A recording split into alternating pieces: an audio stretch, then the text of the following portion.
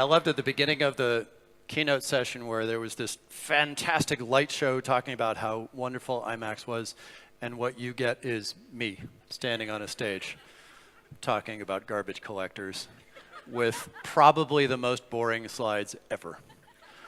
So I was told apparently white is really harsh in this room, which means it's going to be really bright, and they asked speakers to use a dark theme, so I did this.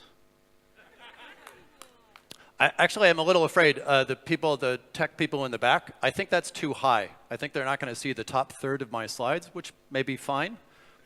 Probably more boring content there, so yeah, that's better. Okay, I think this is going to work. So, trash talk. Why am I talking about garbage collectors? I lead the UI toolkit team in Android. We work on animations and text and all the UI widgets and architecture components and the graphics stack that displays it on the screen, which has nothing to do with garbage collectors. But A, I think they're really interesting, and B, we talked about it at I/O last year, and I felt like something was missing, and I wanted to cover things in a little bit more detail. So we're going to attempt to do that today.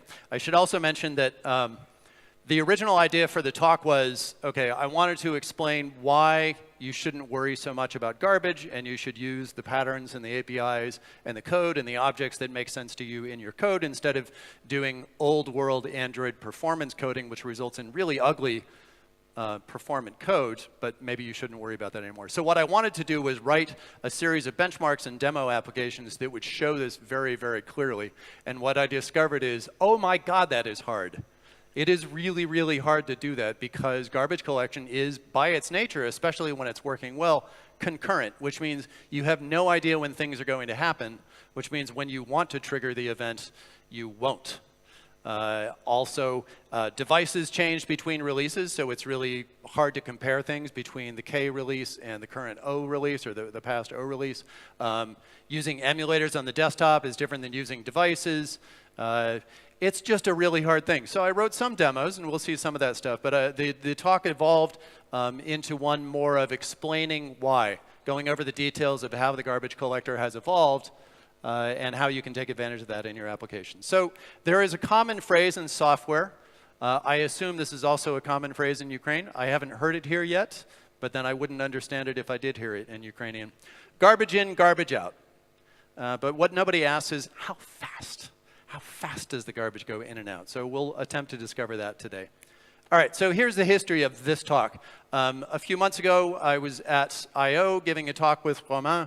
Unfortunately, we were wearing sunglasses because the sun was unbelievably bright. So please excuse the sunglasses. And during the talk, we talked about memory.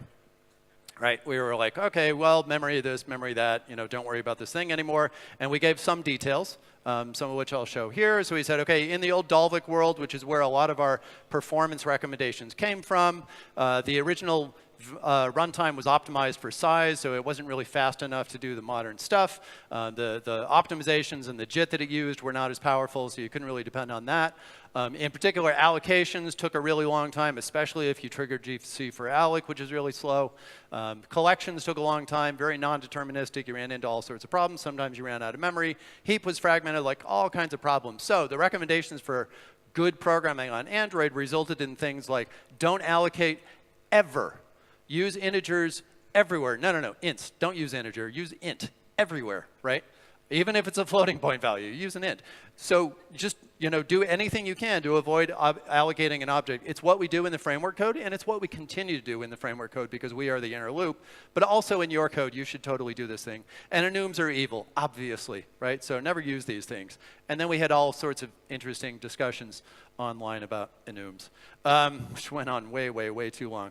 And just primitive types in general. Don't use objects, use primitive types, because that's the way to really get the most out of Android. And if you look at a lot of our APIs, especially the APIs developed in the early days, it followed these patterns. There are enums nowhere in the old APIs, and everything is an int. If a method was going to return an object, then probably you would pass that object in so that you could allocate it and keep it around, as opposed to us having to allocate the object for you and then collect it eventually. Right? So these were sort of solid patterns for years and years, and they made it into our documentation and our samples and onto Stack Overflow, which means that they will never die.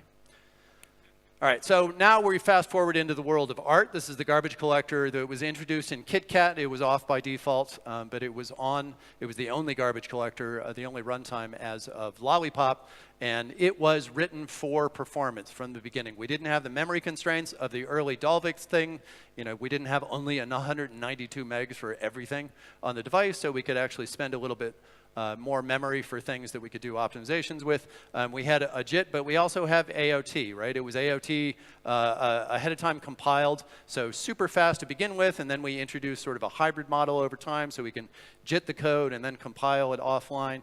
Allocation and collection were both faster. We defragment the heap for you, which has wonderful advantages all over the place, and then we have this separate allocation space for a large object. So all of this is really good. So the common patterns now are go ahead and allocate when you need to. Use the proper patterns for your code. I'm even OK if you use an enum or two. It's OK, right? Now, you should still be aware that phones are still constrained. You're still spending battery, and garbage collectors still are some amount of overhead. So be clever about when and where you do this. But in general, GCs work well. So that's what we said at I/O. And that was about all that we had time to say. But it sort of begged the question, why? Right? So we make a lot of claims on these slides, but wouldn't it be nice to back up the claims with more information? That's why I'm here today. So we're going to start with a little bit of discussion about memory and garbage collection in general. So let's suppose you have this super boring code down here. You have an int, and then you create an object there. Well, the int could go one of two places.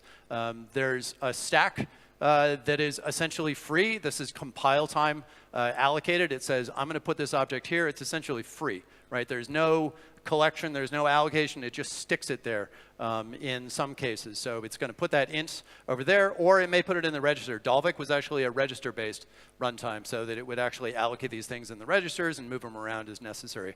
Both of these are completely free. That is not what we're talking about today. What we're talking about today is heap allocation. Right? So the heap is this extra block of memory that basically gets mallocked ahead of time, and then we manage on your behalf. When you allocate things, we stick them there. We don't know how that big they need to be ahead of time when we do the build, so we will allocate space for them and put them in the heap as necessary. So when you say new my object, it ends up somewhere in the heap, usually. Sometimes there's no room for it, and we'll get into that. But that's the general idea with garbage collection in general. It's allocating space for it on the heap, and then collecting it eventually when it's no longer used. So garbage collection can be explained in a couple of ways. Like, you already do garbage collection. If you're using a low-level language like C or C++, you basically need to take care of it yourself. So you've got this object that you allocate, and then you write some code that uses that thing that you allocated. That's great. And then eventually, if you don't do anything else, you're going to leak, right? Your process is going to get infinitely large because you're not freeing the memory, right? You are responsible for this thing, so you need to free it. So eventually you say, OK, we'll delete this thing. Well, then what if you actually go ahead and use the thing after you've deleted it? Well, then you will crash, maybe. And this is one of the most evil things to track down ever, is a referenced freed object, which non-deterministically will crash your program somewhere, and it's going to blame it on the wrong thing, and then you spend the next several weeks trying to track down what the problem is. So garbage collection, when you're doing it manually, C, C++, low-level languages, tends to be really tedious. You have full control over everything, which is great, except you are responsible for everything, which is not so great. So then we move to higher-level languages. So here's an example from Java doing something similar. You're going to allocate this object. You're going to write some code that uses that thing. And that's all you need to do. Eventually, we're going to free it on your behalf. That is what the runtime is for. It will notice that it's no longer being used. And eventually, a garbage collection will run and free it on your behalf. Or if you keep using the thing, we will also notice that, which means we're not going to free it ahead of time. We're going to free it when you eventually stop using it. So there's no leak. We will free it eventually. And there's no crash because we're not freeing it before you stop using it. OK, so let's talk about the runtime. There are several questions that come up if you're thinking about runtimes, like how long does it take to actually allocate an object? How long does it take to essentially do our own version of malloc inside that heap, right? We need to find room for it in the heap, find a place to put it, and then squeeze it in there somewhere. So how long does the allocation take? How long does a collection take? And what implications does this have on the other thread? So when we are doing a collection, especially if it's happening in the background on another thread, well, what's happening to the rest of the system? right? Or if we happen to run a collection while you're trying to do something on the UI thread, the most obvious example is if you've ever seen in the log GC for alloc, it means that you tried to allocate an object, it couldn't find room, so immediately needed to do a full collection in order to get things out of the heap so that it could make room for your object. Tends to be very expensive, so you really care about how long the collection takes because you're stalling the UI thread and creating jank for the user at the time. And when do these collections happen? Do they happen like while you're trying to do something on the UI thread? Do they happen in the background, but while something else is happening, which means you're going to get a stall in some other part of your process?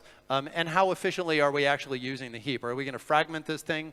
Are we going to take up a lot of memory for your process, even though you're using a very little amount of it? And this ends up affecting the entire device because all of these applications are doing it across the entire system, including the system process and the system UI and GMS core. These play services, these long-running processes are going to be taking up these large heaps, which means that you need a lot of memory on the device to have a decent user experience. So we'll attempt to answer some or most of these questions for the various versions of the runtime that we've had on Android through the years. So this is an example of Dalvik. I'm leaving out some of the details in terms of exactly what the heap is structured like, but this is sort of a good overview of it.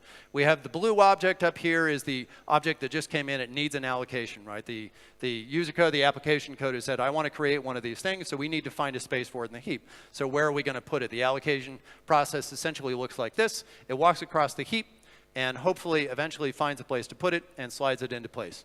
That's the best case scenario. It didn't actually have to walk very far, found a place for it that was large enough, and it stuck it on the heap. That's great. And then eventually we collect these things. This is a several phase process. This is the concurrent marked sweep collector that was in Dalvik. We mark the root set. We essentially say, OK, which of the objects in the heap are referenced, like directly from application or system code? And this is something that requires a pause. This is part of the expense of the collector in Dalvik was it stops the world. It stops your UI thread. It stops all other threads in the system because it can't figure out which ones are referenced unless it stops everybody from referencing anything new. So it stops the world, and then it says, OK, which has a reference back to the root set.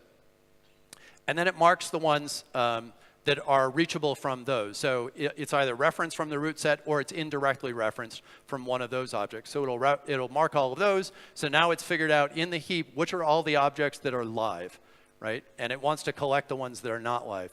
Now, while it's doing this, something else may have been allocated in the meantime. So that one just appeared in the middle. So while that concurrent thing was going on, someone else required another object to be allocated. So it's stuck in the middle of the heap. So then we have a second phase, which is also a pause. And it goes through the heap again and says, OK, now what are all the things that got allocated in the meantime so that we can track everything in the heap that's been referenced so that we know the exclusion set of that, everything in the heap that is not referenced anymore. Then we mark those items. You can see them grayed out there on the slide. And then we have a collection phase, which is concurrent, which means it doesn't need to stop the world to do the collection. So that's good. So this is the best case scenario. This is sort of typical GC behavior when you're allocating and collecting. OK, so let's take a look at a couple of other scenarios. So here's this object we want to find space for. If you look down there at my incredibly complicated diagram, you will see that there is not space enough in this really complex and beautiful heap for the blue object. So what are we going to do? We're going to walk the heap. We'll walk around. We'll look. And we'll get very frustrated because there's no room for it. So this forces a collection. So this is a GC for alloc. This is the really expensive one, especially on Dalvik. It's not as expensive on Art, nor should it ever even run in most scenarios. But in Dalvik, it was very common because all this stuff would be there. You would try to make room for a new object. It wouldn't have room, and then it needs to force a collection immediately, which is going to take anywhere from like 10 to 30 milliseconds. So you're basically going to jank at least one frame whenever you run into this situation, which is quite common. So then it forces a collection. It gets out all the things that are no longer referenced. And then it does the heap walk and allocation again, finds a space for it, and slides it into place. All right, so again, sort of best case scenario, at least there was room in the heap for it. Here's another scenario, which is unfortunately common as well, especially in large applications that have allocated a bunch of stuff over time. There's the heap. There's nothing that actually isn't referenced anymore. It tries to find room for it, and it can't.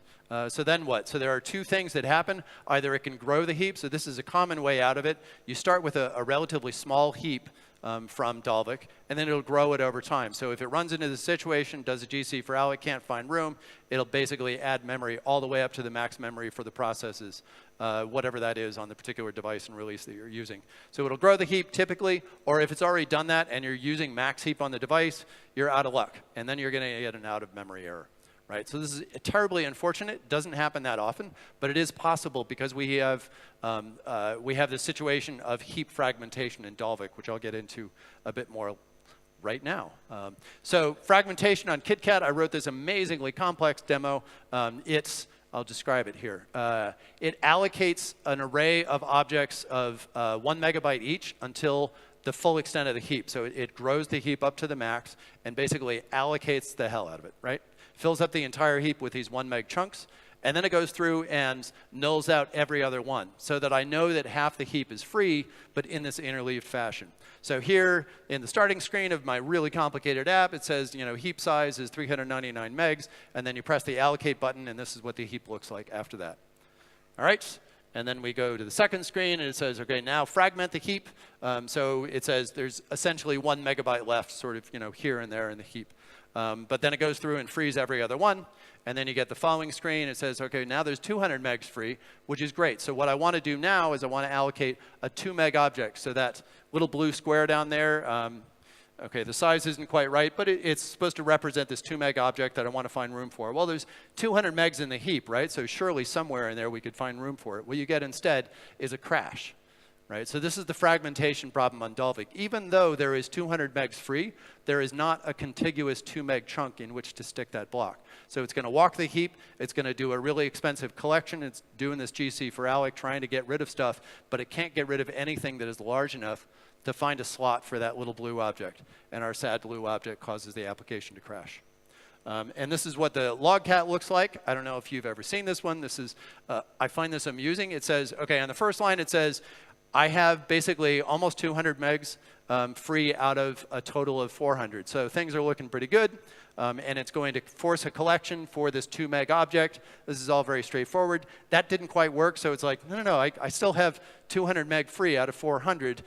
So I'm going to do this final GC before I run out of memory. And then it says, no, actually you're out of memory for a 2 meg allocation when you have 200 megs free, which sounds ridiculous, but it is the fragmentation problem, which we have now solved in Art. So Art, as I said, was introduced in KitKat, but it became the only runtime available in Lollipop.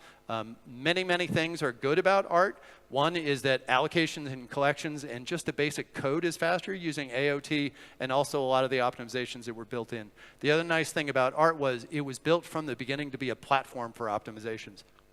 Dalvik had gone about as far as it could as far as optimizations.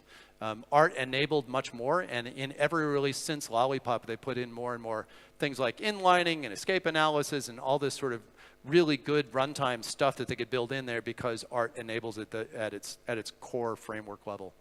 All right, so here's what allocation looks like. In Art, they developed this new allocator, so instead of using dlmalloc, they have this thing called ros alloc. It does thread local allocation, so it eliminates a lot of the pauses because now the threads can just allocate on their own without pausing the rest of the world. It has this system of grouping allocations, which makes it a lot more efficient. So if you're a small size, it's going to put you in these page-sized regions and allocate those things together. And then if you're a larger size, you're going to end up in a page-aligned section all on your own. Finer-grained lock, so you're no longer locking out the world. Instead, you're just locking the little region of code that you need to do these things. And it ends up being about 4 or 5 times faster than Dalvik for allocations in particular. All right, so here's what a similar thing looks like in Art.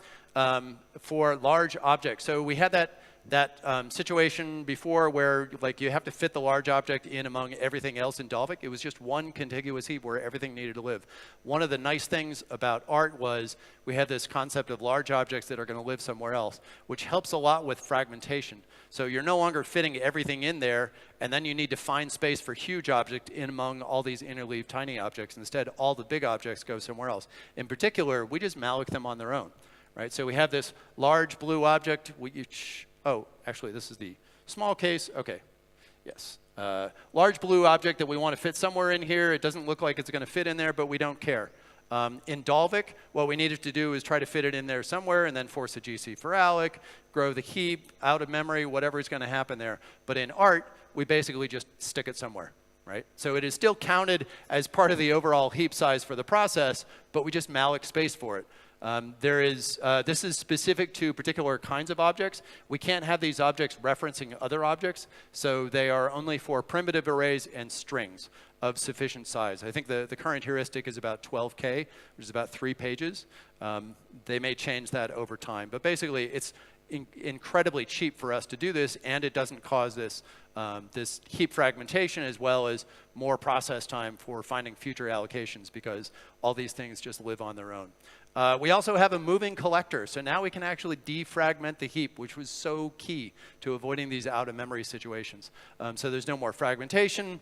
Eventually, in Lollipop and up until the O release, we would defragment in the background, which meant that when you're in the foreground, we're not going to defragment, but eventually you're going to go in the background, some other app is running there, and eventually during some idle time, we're going to defragment. This is because it's a fairly expensive operation, so we don't want to jank your app just to collect your heap for you. So we do it eventually in the background. However, we also do it in the foreground when necessary. I learned this when I wrote my demo application to show this. I wanted to show, okay, well, fragmentation causes crashes in KitKat and also all the way up to O, because we can't defragment except in the background, and I was wrong. GC for alloc will actually force a defragmentation because it will find space for it if it's possible. So we'll see that in a minute. Okay, so in Arch, yeah, basically we can take all those little chunks and then just collapse them over there. I'm going to show this in a little bit more detail later. All right, so this fragmentation example I showed earlier on Dalvik looks like this as a lollipop and forward. So we have the initial starting screen. We've got about 400 megs free, and then we're going to allocate the heap as we did before. Looks exactly the same. You know, in theory, this is a very coarse-grained view of what's going on. Says, okay, there's essentially 1 megabyte free, you know, here and there in the heap. So go ahead and fragment it. Again, we're going to interleave the frees, null out every other one, and we've got 200 megs free over the heap overall. And then we're going to try to find space for this chunk in there, and it'll actually defragment for us, collapse everything, and find space to squeeze that thing in. And now it says, yep, you still have 200 megs free because it's already defragmented the heap on our behalf. So this is what Dalvik GC looked like with marking from the root set and all the reachable objects. There were 2 pauses there that resulted in about 10 milliseconds of delay during a typical GC. And we've eliminated that down to 1 pause in Arch. So there's only 1 pause, that second pause, which is much faster. So we can do the initial marking concurrently, and then the other one is much smaller, takes about 3 milliseconds. So much faster to do this stuff, and much more stuff is actually happening concurrently. So a few things worth noting about art collections. The minor GC kicked in Lollipop, and I'll get back to that shortly. It's not there in the current releases, but will be there in the future. We noticed that objects that would get allocated and then dereferenced very quickly, these temporary objects, if you just allocate it in the scope of your method and then you return from your method, we can collect those very fast. So we have a minor GC that will only look at those items that appeared since the last real GC. And we can collect those incredibly quickly, so we don't have to walk through the entire heap. We just walk through the smaller subset of these temporary objects. Large object heap causes less fragmentation overall, because now we take all those large objects that don't reference anything else and we shove them somewhere else instead of interleaving them in with all the tiny objects. There's also less heap resizing, because if we're not fragmenting things, if we're not stuffing everything in this one contiguous heap, then we don't need to constantly resize the heap to find more room for all the objects of different sizes. And there's fewer GC for alloc pauses, because we don't have to find room, right? So we take all the big ones, we shove them somewhere else, and then it's easier to find room for all the smaller ones in the large contiguous heap.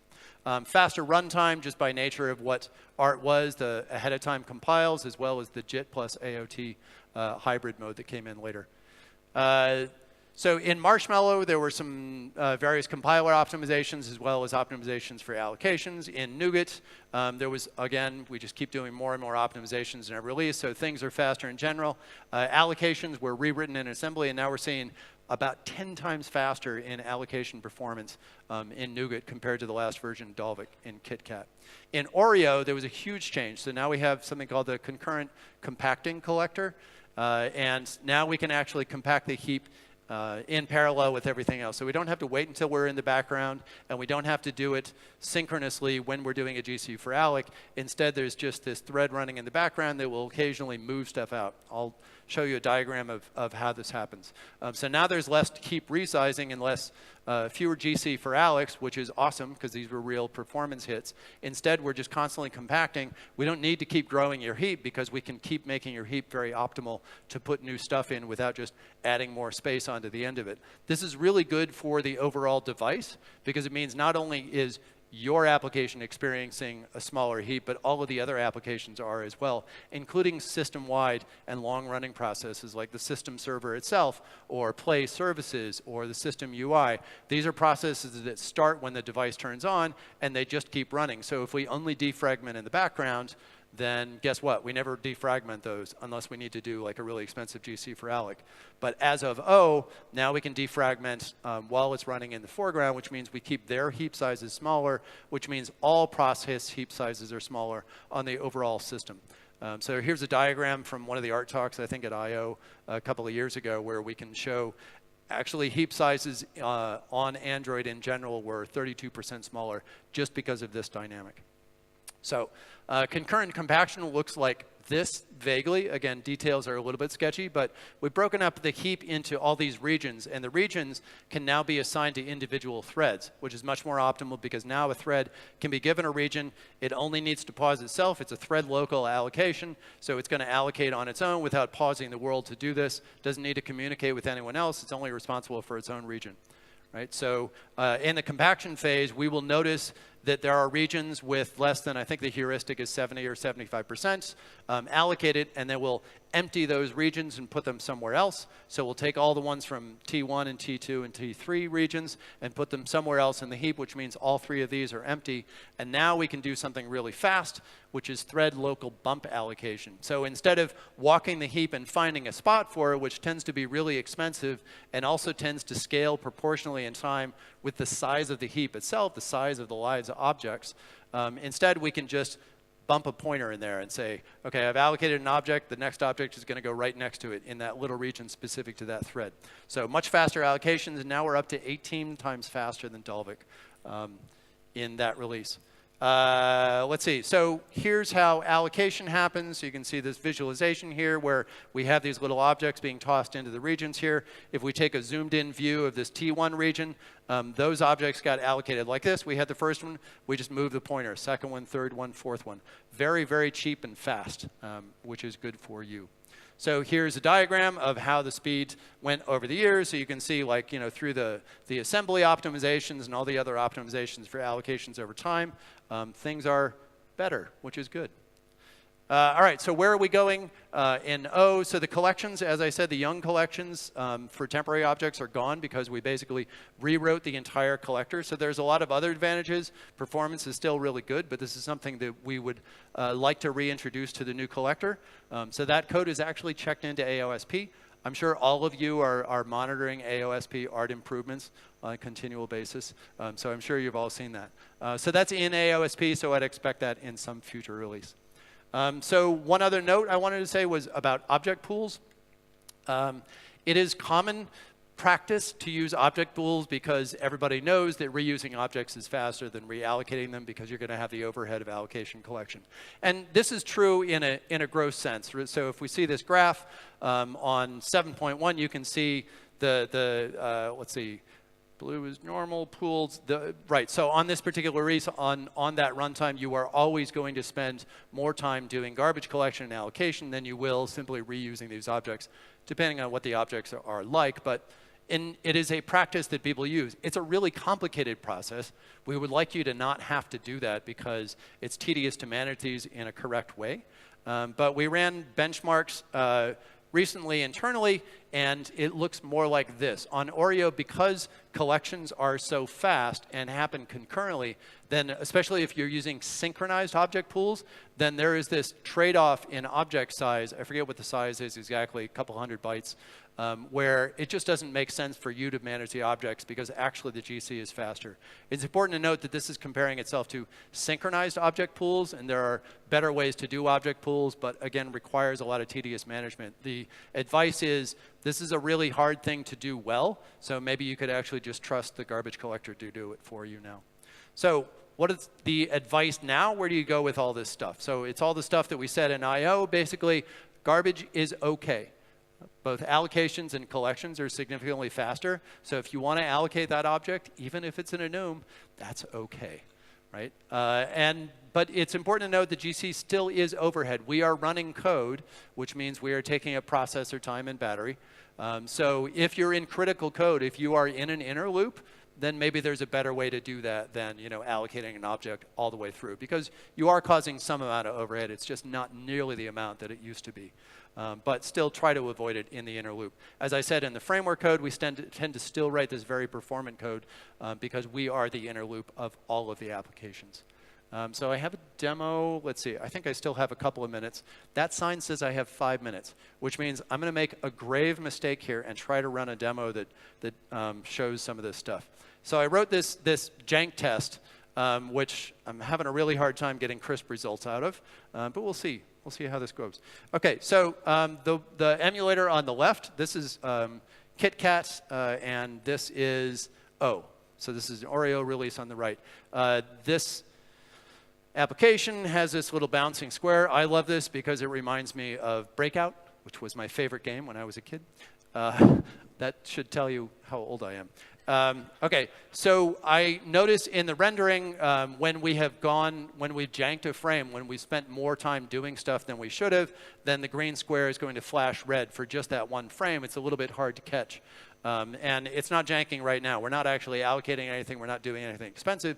But if I turn on auto boxing here, which is basically I'm allocating a bunch of floats in the background, and every frame I'm allocating an array. It's sort of a ridiculous canned example, but I'm allocating a bunch of float objects, and these floats are being turned into capital F floats because I'm storing them in some object collection.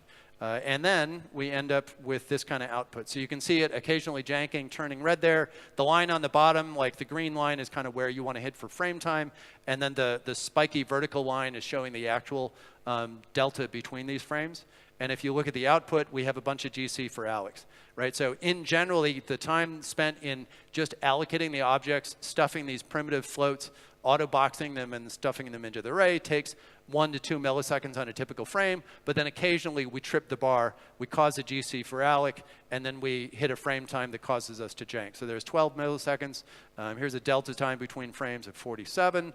Here's 41. Here's an alloc time of 11 milliseconds caused by the GC for alloc. OK, so that was KitKat. Oh, and you can see I'm printing out the jank percentage here. So about 3% of the frames overall are janked. We're basically missing a frame in there. So let me stop this one and go to Oreo and hope very desperately that this will demonstrate what I'm trying to demonstrate here. So we start out with no problem there. We're not allocating anything. And then I go into the auto-boxing example, and you can see not really a problem. Now, when this goes in the background, it tends to cause processor problems. We'll see how this goes. All right. So here we are. We can see, OK, so it does jank occasionally. It's not perfect. Again, it's a very canned example where I'm doing these thousands of things here.